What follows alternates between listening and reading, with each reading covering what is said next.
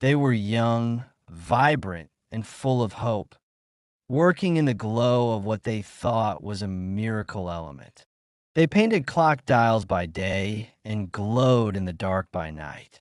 But behind their shining smiles was a deadly secret.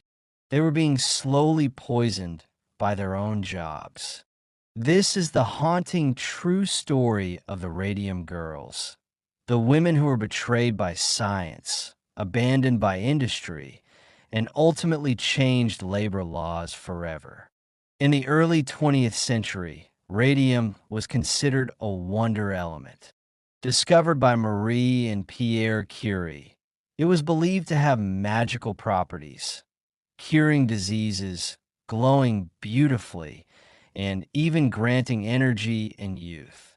It was added to toothpaste, water, makeup, and most infamously, watch dials.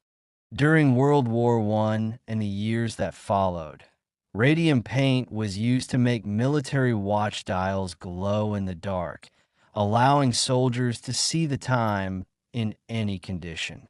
In factories across the United States, especially in places like New Jersey and Illinois, companies like the United States Radium Corporation and Radium Dial Company hired young women to paint these luminous dials. The job was seen as glamorous and patriotic. The women, mostly teenagers and young adults, were paid well, and they were told the paint was perfectly safe.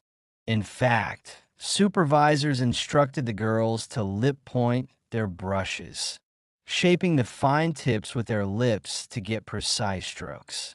With every dial they painted, they ingested tiny amounts of radium.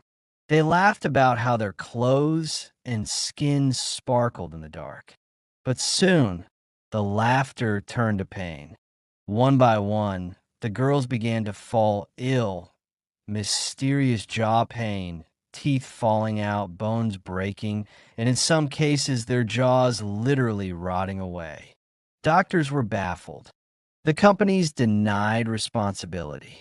And when the women began dying, no one wanted to admit the truth. They were poisoned by the very substance they had been told was safe. But the Radium Girls refused to go quietly. In the face of illness, poverty, and corporate denial, a few brave women, including Grace Fryer, Catherine Donahue, and others, fought back.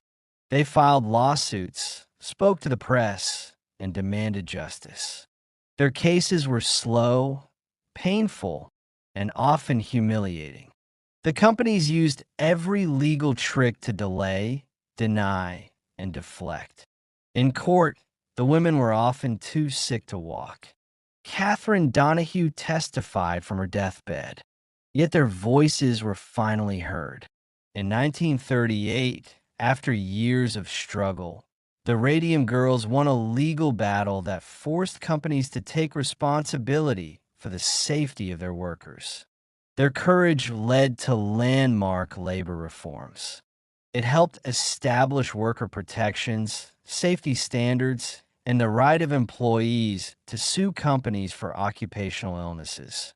Their suffering became a turning point, not just in America's labor history, but in the global fight for workplace rights. The Radium Girls were betrayed by the system meant to protect them. But in their darkest hour, they became beacons of light. Their fight for truth and dignity paved the way for safer workplaces, corporate accountability, and the belief that no job should come at the cost of a life. Their glow didn't fade. It lit the path for generations to come. If this powerful story moved you, subscribe to Fascinating Historical Facts.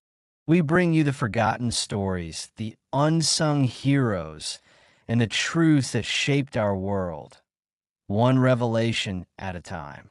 Stay curious. Stay informed. Subscribe now.